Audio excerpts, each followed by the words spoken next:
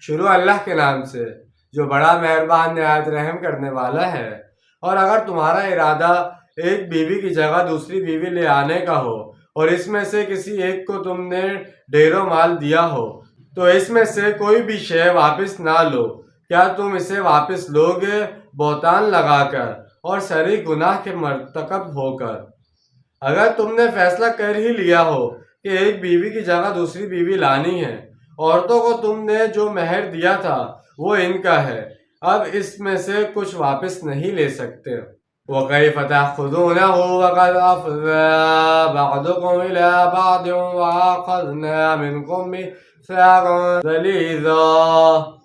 اور تم اسے کیسے واپس لے سکتے ہو جبکہ تم ایک دوسرے کے ساتھ صحبت کر چکے ہو اور وہ تم سے مضبوط قول و قرار لے چکی ہے؟